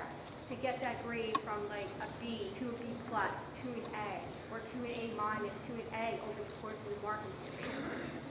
that's what is missing in reality in life. I mean, they're going to go to the older grades, and it's going to be about the grades. It's not going to be about 1, 2, 3, and 4.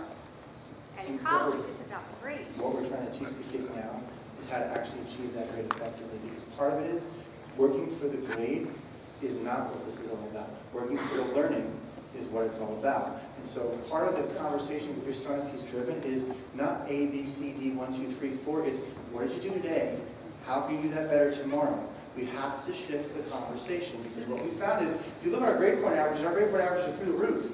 And through the roof. Is everyone aware of that? I mean, parents of elementary school kids, so maybe you don't know. One of the major reasons we did this, through the roof, GPA-wise. Now, they shifted, thankfully, and when we resorted appropriately, so we were in line with colleges and universities, but how can you have grade point averages that are through the roof and SATs that are below the mean? We have to have exactly that drive that you're talking about without stressing kids out. They're kids. We need to push them appropriately, develop them appropriately. But we have to focus, going back to the talking points, on exactly what it is you're trying to learn, not what grade you think you're getting. Show me mastery, that's where you need to be. If your son can work hard and do that easily to your student, doesn't have to push for that, then I think that he would be pushing that 3 to a 4. Because we're not making the expectations easy. We're setting these expectations the way they're supposed to be for students who are developing appropriately. You don't just develop appropriately by skating through it. You have to actually be doing the work, learning. You have to have a good teacher and support from the home. Those things have to happen. If your son or daughter is focused on the A and not the learning, okay, then we're missing the boat at the most important time, which is when we teach them what school is about, elementary. If we get them focused on, this is what I know this assignment's about. It's me showing that I can do these things. If I learn to do those things, the grades are going to take care of themselves, and when they actually get to secondary level, we transition that year in 6th, we go to 7th grade, they're actually going to understand that I do want those A's, and those A's are important, but what's more important is I can get those A's by doing these things. And that's what the conversation has to be. It can't be about computing the numbers across a marking period and saying, yes, this is what I did. It's got to be about what am I now able to do that I wasn't able to do before I started. That's got to be the conversation. Yeah. Are the kids going to be afforded the opportunity to obtain that 4 in the classroom, or is it something they have to do totally on their own? No. The way the work is based as they're writing, if your son or your daughter is being encouraged, and again, just like the reading level, just because someone may be beyond what the window is for a first grade reading level in December, we don't stop them. We give them the next book. We make sure that they're moving up. Take that as an example. The reading level, again, like I said, we develop differently. If my child's struggling and is reading at level 3, we put the right books because we want to get to level 4. If the normal range is from 6 to 8, and we have a kid reading at 12, well, we have those books too. And we're going to give that kid a book 12 and pushing them to 13. That's exactly what we're trying to do in all the different areas. So it's not like not like 4 is unattainable, but 4 is an example of what goes beyond what we would expect a person at this age to do, just so you know where the development is in those specific skills. But it's certainly not something that, it's not like you have to do special projects at home or turn things into the teacher to show that. That's actually not what we're looking for. We're looking for the student to perform on the same skill sets that we expect in that grade level. But through that performance demonstrating, well, wow, we normally expect to see them between here and here, and look at the vocabulary this kid's using in their writing, look at the sentence structure, look at the way they use text evidence, and etc. Or they're reading on such a high level, we don't normally expect to see that. That's beyond right now. You need to know that too. That's also why we have to have a 4, because when a kid is actually there, we need to know it together to make sure we're consistently pushing that student, not just saying, well, we're getting straight A's. Yeah. That language arts easily lends itself to that, but will they have those opportunities in the other subjects? Absolutely. And that's part of the reason you don't see all the standards in some of the other subjects yet, because it's developed exactly what that looks like. But even math isn't necessarily even applying next year's curriculum. It's being able to apply this year's curriculum in ways we wouldn't expect a 3rd grader to be able to apply them. They understand the dynamics, the algebraic thinking, so that they can come back and say, well, yes, I understand the question, I did the math, I got 100. But you know what? Ms. Martin, if I turn the question this way, and we have kids who do this, and I flip this upside down, it changes the whole point.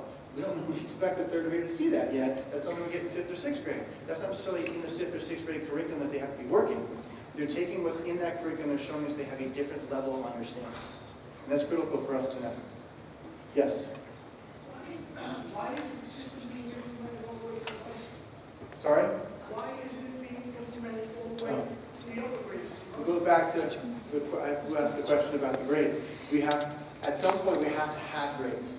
So hence, we're trying to build a foundation now where they're focused on the right piece. Transition them, having built that foundation, to understand, well, if I'm now about the learning, this is how my learning transitions to grades, which is just a label at the end of the day. Again, go back to some of my posts. This goes back 3 years we've been working on this. If you go to my page, I have a number of posts about what grades really mean, long before this. But to your point, at some point, even though they may really mean those things, we have to use them because our kids are going to compete in a system beyond nothing. So they have to understand how that works as well. What's important to us, though, is at this level, teaching them what's important and what will generate the kinds of actual grades they want to achieve moving forward. Yes? Are these trimester grades, are they independent or they dependent on each other? Yes, say it again, sorry. The ones that you put on trimesters, are they dependent on each other? Like, are they No. independent? Nope. Good question. If I already have a 2, does that 2 interact with the second trimester? It's a snapshot of where the kid is performing at that point in time. Case in point. Exactly. Okay, so we're not adding them together, we're not averaging work in between. What we're doing is saying, at the end of the first trimester, here's where it was. It's easier sometimes at the earlier levels because when a kid's developing reading, there's a window of expectation month by month in first grade. So we know if you're above, below, or at your level month by month. So you can have a student who starts out solidly on it, right? And by 2/3 of the way through the year, second trimester, in the second trimester, they've actually fallen behind because of certain things, because the text gets more challenging and they have to improve upon those skills. They're not dependent one to the next. It's a snapshot of where they are as the content. Remember, trimester 1 to trimester 2, the standards in both of them, the expectation actually goes up because we're looking for development. So what each trimester score is showing is where they are at the end of that trimester. So how are they going to improve, or what scores when they get a 1 or 2? How are they going to improve in skills? Well, and that's, go back to the instruction, this is why I'm working with you. The conversation you sit down with your teacher is, I'm grade level for these, but here are 2 areas that your son is struggling on. This is what it looks like. Okay, when they do this, this is the work that your son's producing, here's his work. I come from a district, I have 2 elementary age kids, they use standards-based. I get grades on certain things at home, and then when we sit down, it's a standard-based report card system. I walked in, they hadn't prepped us like this, but I had looked at the report card previously, talking to other parents, to know what was coming in the next grade. They sat down, they walked through exactly what Samantha was doing well, and by doing well, what's expected for a first grader now, and what's she doing here, and they did that by, here's the work.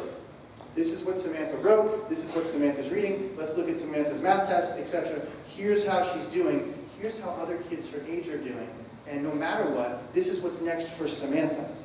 And that's, now I walk out going, I know what I have to do with Sam. Make sense? That's what we're trying to get for you, so you're looking at this going, why at A's I must be great? Well, what we found out by trusting grades that don't label anything specifically is that's not always the case. And beyond that, it's not specific in any way, shape, or form. This conversation should be much more specific to your child. There are other instances. Yes, sir? We're changing the grading system. Are we prepared to help the kids to get where you're looking to go? Yeah, well, again, here's the thing. And not just like someone who's going from a 1 to a 2, maybe someone who's going from a 3 to a 4. Absolutely. That, you have to understand, listen, as far as your teachers and the rest are taking out time, including this report card, which is lots of clicks, to make sure you get the information that you guys need. The instruction has been what it's been from the get-go. All of our teachers' goal has always been to make sure that tomorrow you're better than you were today. Period. So if you were a 3, how do we maintain that grade level because it gets harder? Remember that. But also, what else can we improve upon? If you're solidly hitting this, well, we're going to talk about what's next. And what's next may push to a 4. Certainly. How do you ask a different question? How do you provide different work in a different way? Those things were already going on. So again, a lot of this conversation, I'm happy that there were some kids here, and it looks like they left because it's late. This isn't necessarily a conversation for the kids, it's a conversation for the parents about how we together support your kids. What's going on in class is already pushing that. It's not, we've never just been about, well, who are 1s or 2s, we have to get them to 3. We've tried to be about, the teachers to their credit have been like this forever. I have 22 kids, I've got 22 different stories I have to tell, which means 22 different sets of work in many instances to make sure that 22 kids show growth that's appropriate for them. So there's always working toward that. This is a system where we can hopefully communicate that more effectively to the parents so that we have equal help. And if we are communicating better, wouldn't be a good idea also to have the parent-teacher conference more often, not just once a year? In other places they have it every semester. Yeah, or at least on the beginning, at the end, to compare how the child developed during the year and to learn what we should do for the next grade. Or I can tell you what, the districts that we talked, most of the districts we talked to that were already in standards-based report card had one official set of conferences. And then beyond that, it was really incumbent upon the teacher and the parent, depending on the student, if there needed to be other kinds of communication to your point, whether it was email, whether it was a phone call, whether it was a face-to-face. I know, But most importantly, that work is coming home on a regular basis so that you know and can reach out to the teacher if there is an issue, if you have a question. Most districts actually, that we researched, don't schedule more than one set of official conferences. They leave it then, this is the conference kind of set, see the work that when it comes home, look for these things, if you need, call me, email, etc. That aside, it's up to you and your teacher based on your child's needs. I have 2 kids. I don't necessarily need to meet on a set basis for both of my kids because they're different kids at different points in their development and the rest. I may need to meet more with Sammy than or vice versa. That's really what we have though, process-wise, is one set time at an appropriate time for our curriculum, that first trimester, to sit down and have that meaningful conference with you first. I understand what you're saying. It'd be great if we talk every day, but sometimes we are afraid, we just don't want to bar the teacher, because we think it's just nothing. But in Europe, we have every quarter of the year conference. right. This is a switch for us communication-wise. It's going to be a learning process. That's part of the reason we're having tonight. How do we read this stuff better? How do we understand what a 3 is versus a 4? It's not the same as an A or a B. Because that's one of the worries when you label it all, people are going to go to what they know and think it's the same. It's not. This is dramatically different. You're getting different information. It's going to take us some time. But as an information, this system works more effectively. You're going to know when to reach out and when you don't need to. You know what I'm saying? The same way your teachers already know. And for many of you, you've already had conversations with them because there were things that needed to be discussed. But to her point, the post-analysis is important, and when you're ending the grade level particularly, the teacher shouldn't only just know what they're getting when they come into the next grade. The parents should be knowing what they've got to do to prepare. So having a sort of a conference at the end of the year is pretty critical if we're looking to improve the district. And I think part of that is you have to understand that the information the district gives out has to improve. So that as a parent getting scores at the end of the year, understanding, okay, wait, I can now take my kid's word which I have and go up against certain anchors of the rest. So I don't have to contact the teacher directly. I can see this, and there are things that I can do over the summer. There are things like I put in things about reading with your kids and what you should be doing depending on level. Depending on certain strands, the same thing is true. I understand what you're saying. There's also the physical reality of what your teachers can and can't do. At the end of the year, I haven't had a need because of the communication that's come home throughout the year and what the district that I live in has provided to contact Marissa's teacher. Because of where she was and what she was doing, I knew what was coming next. That doesn't mean there aren't people that aren't having conversations with Marissa's teacher come the end of the year. You understand what I'm saying? It really is dependent on the kid and the parent based on what the teacher's been sending home and how the kid is doing. Do we only, but when we do a teacher evaluation, we evaluate the teacher based upon the year's work. Similar to a student, if we could make an analogy that, you've got that initial learning that you have in the beginning of the year, but at the end of the year, you're kind of evaluating on what you need to do moving forward. I mean, do we not have a narrative because of legal reasons? Like, we can't put a narrative on a report card. We can have a verbal discussion, but we can't have things written down. I don't know the history of why there isn't a narrative in any of the elementary report cards. But part of it is with this shift, to have a general narrative before we even get into it, see what's working and what doesn't work, in my mind, we kind of divert the process. The other piece is if we're specific enough in the information around the report card that we give, examples of the different standards by grade level, anchor words so you can see what a 1 looks like, what a 2 looks like, what a 3 looks like, then you don't necessarily have to have that conversation with your teacher. That's my point. Part of what we're doing is, when you look at the administrators, if they look older, or if I look like I have less hair, it's because trying to provide that level of support, which is great, going back to we love to have a conversation every week or every day, is sometimes impossible based on sheer numbers. So we have to pick the conversations that we have to have and inform people so that we don't have to have certain conversations. What I mean by that is, if you have all that information, you're getting work on a regular basis, you're ending the year, you're getting the same information that next year's teacher is getting, and you're getting it 2 months before. That may necessitate a conversation with your child's teacher depending on the kid. But I think if we do a lot of the informing, that's not necessarily the case. Which goes back to why we physically schedule a conference when we feel it is critical for you to sit down with your teacher at the beginning. And then depending on the child, it's really up to you, the teacher, to do that.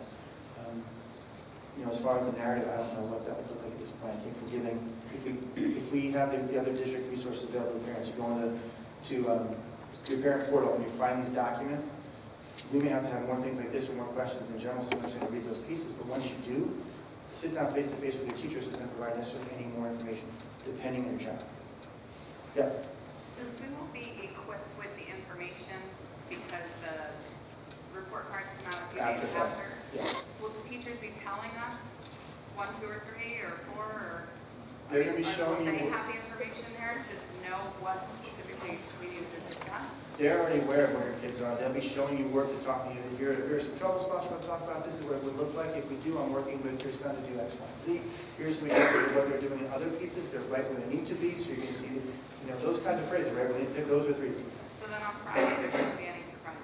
Well, that's the hope in talking to you first and going through the work first. Then the report card itself makes more sense. So if you sat down for 15 minutes and got through those standards, and here's your work, when you get that report card, it really shouldn't be a disconnect at that point. That's one of the reasons I think they do front load in the district, having the conversations first, because otherwise you get a piece of paper home. Even if you're well versed in the report card, there may be aspects that make no sense to you, and now you're making a phone call with a teacher where if you have the conversation first, then the piece of paper would make sense. Pretty much, it sounds like. Yeah. Will the assessments be available at the conference? Oh. Like my daughter. You're going to see student work. Yeah. I see Absolutely. homework, I see stars. I see an assessment come home and I see a number. Then my daughter tells me she goes for a little extra help. I have no information from anyone that she did that.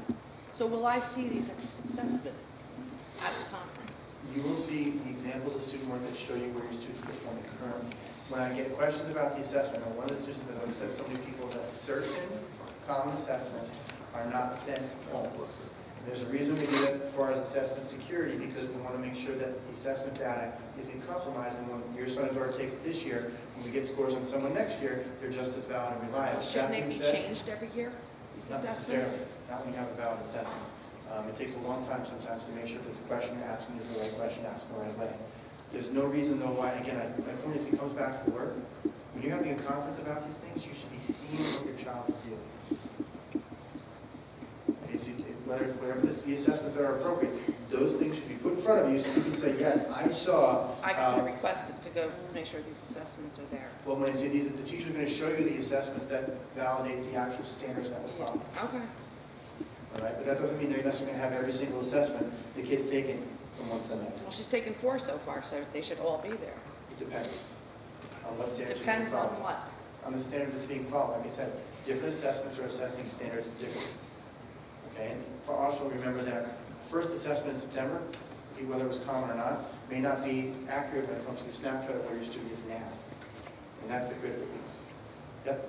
I just wanted to, at my daughter's school, her teacher Yes. gave her assessment, and when I got it back home, I didn't get the test, but I got a breakdown, and I got the standard that my daughter didn't, she got one problem wrong, and the standard was there, which is 10 times more helpful than just marking an X on a piece of paper.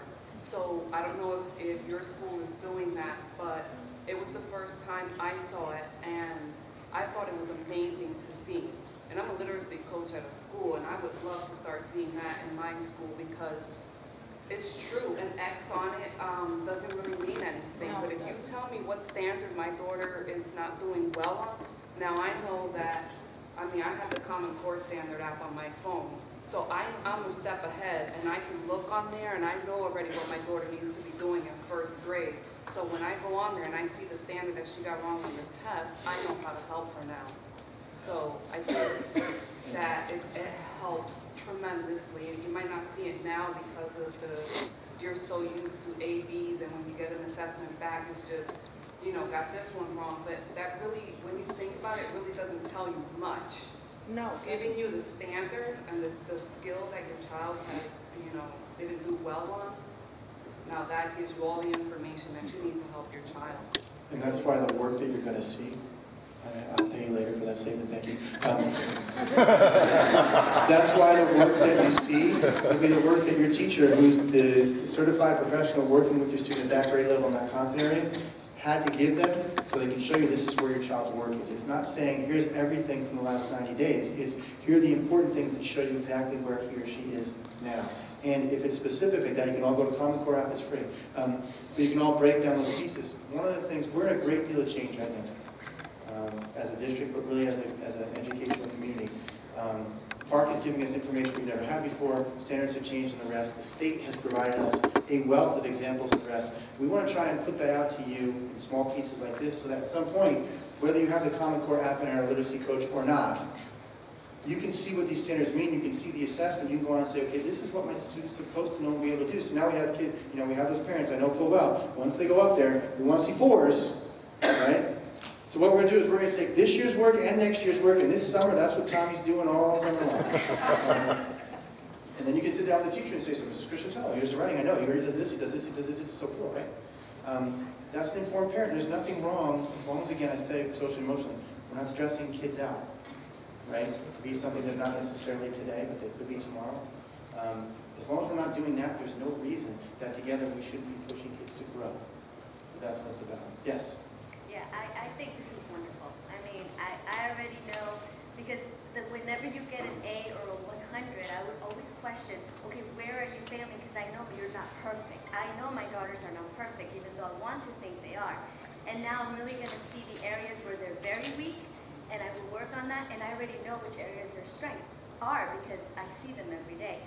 So I think this is fantastic. But my question is, so when my daughters bring home, as one of the parents say, I see an 82, I see a 75, I see a 90, I see a 100, how can I as a parent know what specifically in that particular grade test, which area, because I'm not an educator, so I don't know what when you showed like what the concept areas were, like in math, for example, which one is applying, or in reading, which was applying to text, like what specifically, or how could I know that from that 82 in the reading test, yeah, exactly. So like compares and contrasted the ideas. How do I know that in this reading test that she got an 82, which area specifically? There are a couple of things with that. The first piece is that one of the things we're talking about, why we have an open grade book, and I'm really leery in opening it now, because we're trying to figure out exactly how to report out assessment-wise to parents on regular everyday work more effectively in line with this. Because I agree with all the reasons you guys are talking about, that's why I'm moving, better communication. If all of our assessments aren't scored appropriately and teachers have that time to figure out what's the best way to share that information, it's not going to necessarily have the impact. So we're working on that piece. The other part of it, though, is if you're aware of these things and you're getting work home, okay, I'm looking at letter sounds, well, where do we get wrong? It's a matter of, that's the wrong way to phrase it, but if I got an 82, my dad was always, if I got a 99, you want to know where that 1 point was. If I got 100, you want to know why it wasn't more than extra. How to be an opportunity to get something more. When I went to college, every time my transcript went home, I get a phone call, it wasn't straight A's yet. Just admit I didn't get straight A's sometimes. That was always. That we could be phrased differently in the sense that if you focus on the work and not the grade, so you did a great job on this, what can we do better? Focusing on specifics. So it says here we're working on letter sounds. What does that mean? Have you talked about that with your teacher? You go under playing this out. Those are the conversations you have to have. So not only will we get better at providing you things district-wide, so you don't necessarily have to go right to the teacher to see, here are examples of work. We're getting them from the state, we're getting them across the country, saying these are district anchors. One of the reasons we went to Park, again, not to just, but this idea that we have to know where our kids are here in Nutley because they're going to compete against kids from everywhere. Not just in Nutley, not just in New Jersey or Essex County, but everywhere.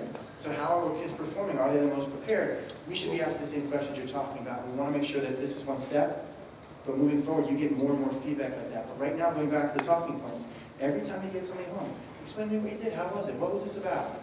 Did the teacher talk to you? What could you do better on this? Regardless of the school. How could this be done better? If they can tell you, then we're 3/4 of the way to making it happen. If they can't tell you, that's something we have the conversation we have to have. And I mean, the other piece is, this is a nice flip. My daughter's never missed an opportunity to show me how I'm not perfect. So now we can turn it around. It's not about being perfect. It's about what you do today. How can we be better at that tomorrow? And having that conversation. I appreciate it. Yeah? Just a quick question. Do you think if it will be appropriate for us to use the actual report card, the way it will be coming home on a daily basis with the kids, to make them realize and just to make them more responsible and also to help us trying to do it the right way from the very beginning. So let's say if they come home with the English or math homework, can we just use the actual report card and tell them, okay, listen, this is what you're looking for. This is what we are going to work on. This is what your report card is going to be. Do you think you did it right? Or if you want, if And you're right, you're right in the right line there in the sense that it's not about the number. You're not using the number on a daily basis, but if it's kind of again, I'm talking kindergarten, we're learning letter sounds. And you know they're learning letter sounds, what kinds of questions should you be asking every kid every time they come home? So what letter sounds did we practice today? Can you show me? Where was that? What did you add to? What were the ones we did before? Don't ask them in this voice because I'm rapid fire. But those are the kinds of conversations you can have. If you're talking, if you see the standard that they're supposed to be using text evidence to make an argument, well, the first thing is look at the work they're bringing home. Can you show me where you use text evidence? What was that book about? What other things, when they're reading their books with you? I wonder what they're thinking right now. How would you know that from the story? Now you're asking the same kinds of questions, coming off of these standards that the teachers are driving every single day. And now you're reinforcing that at home. So you can absolutely use even the blank to kind of guide the questions that you're asking. Go back to our website. You can also, not that I'm putting on you, but we're all active participants. We're doing a lot of work here as well. You can research some of these things. There are a ton of sites I put resources for you if you're talking about text literacy. Here are all sorts of resources. More importantly, and some of my own posts for you guys. Here are the questions you should ask at home. If your kids are working on this, when they're reading their books, ask their questions. If they bring work home, it looks like you did great on this. What was this about? Even if you know. But the great news is if you don't know, you don't have to. Just ask them. If they can't tell you, well, they just told you. If they can tell you, now you can ask questions about those things. But that's the kind of conversation we should be having now. Are you getting A's? Part of my concern is some don't, certainly, but if everyone's getting A's, why are you still having the conversations? Because even if you're getting A's, you should be having those conversations. Yeah, sure. Since there's only one conference, why not use the progress reports as a way of communicating with parents, and even just going along with standards, and even just communicating as far as like beginning, developing, and accomplish, using that type of language to let them know how they're doing? My understanding is we still do use progress reports, and they come out when students are not at the 3 level. If they're showing significant deficiency in the aspect of conversation, we want to make sure there are no surprises to use the phrase that someone else used before. Sorry? As we start moving forward, you have to realize, especially the early, we assess right away, but we're not necessarily putting those labels and worried about where those kids are right from the get-go. But those kinds of progress reports haven't necessarily stopped the communication between your teacher, your child's teacher, and you. Should still be going on through the year. I may have been straight 3s on that first trimester.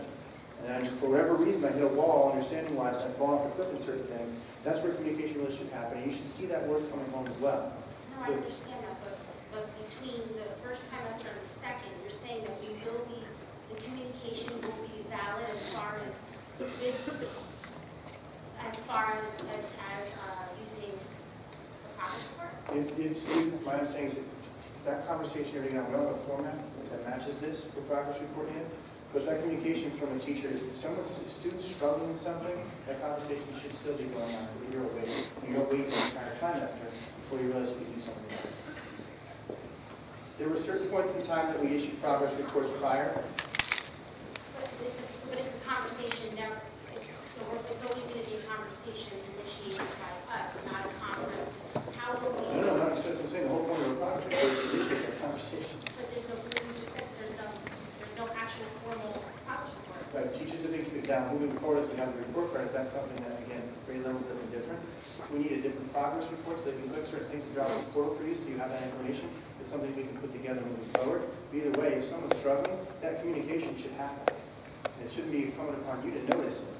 If we see your kids every day and all of a sudden someone's far below grade level, that's a conversation that has to be had. No, I understand. It would just be nice to know that between the first trimester and the second, my main point, we're going to know whether they're hitting the standards, if they're hitting the goals. We shouldn't have to really wait to the second trimester. I think part of, in the future, opening up gradebook so we can see those scores. Again, doing it right now would not be really helpful. But moving into next year, if it's something we do halfway through next year, so that you can then open those up and see on a regular basis, here's the work that's been done this week, going back to the other question. Here's how they're doing, there are no surprises, and that's what we're trying to do.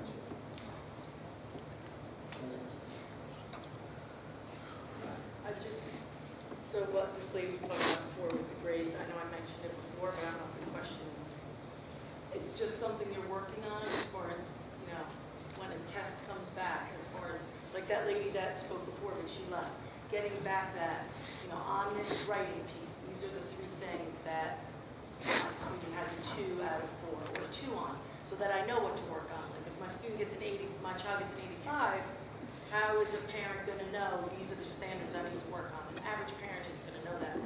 Right, the way you phrase the question, the answer would be yes, it's a work in progress, because we're shifting from one system to the next.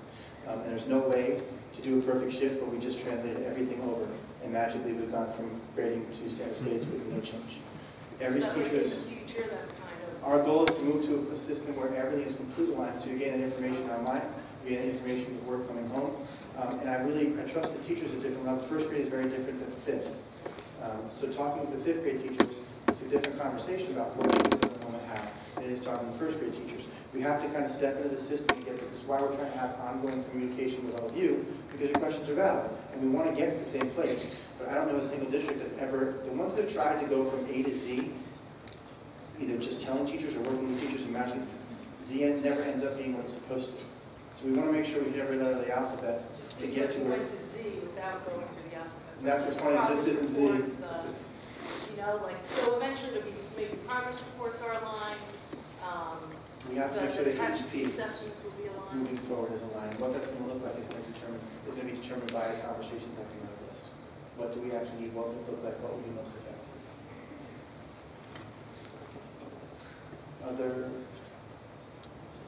I just want to follow again.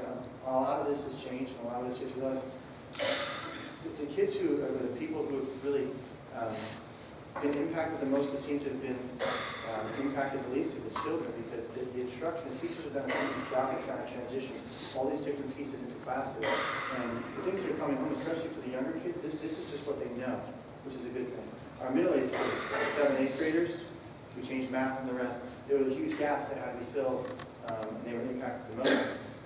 But you have to realize your teachers also have been balancing this transition for 4 years. It's a big shift, and what we want to make sure is that each time we meet like this, each step that we do is properly researched. We're making those decisions in an A to B to C way, not an A to Z way. And that our focus is to provide for your students the absolute best, and we need your help to do that. The fact that you came out, shows that you're engaged and involved, and I thank you for that. This kind of turnout really reinforces, I think, for us, the work that we're doing, teachers, administrators, board members, for your kids. And I hope you understand we're trying to make the best possible decisions, and every step is a step in the right direction. So thank you for coming out. I look forward to seeing you again. And I hope you go online and check out the resources, and have great parent-teacher conferences and a good rest of the year. Happy holidays, and just stay safe with the weather.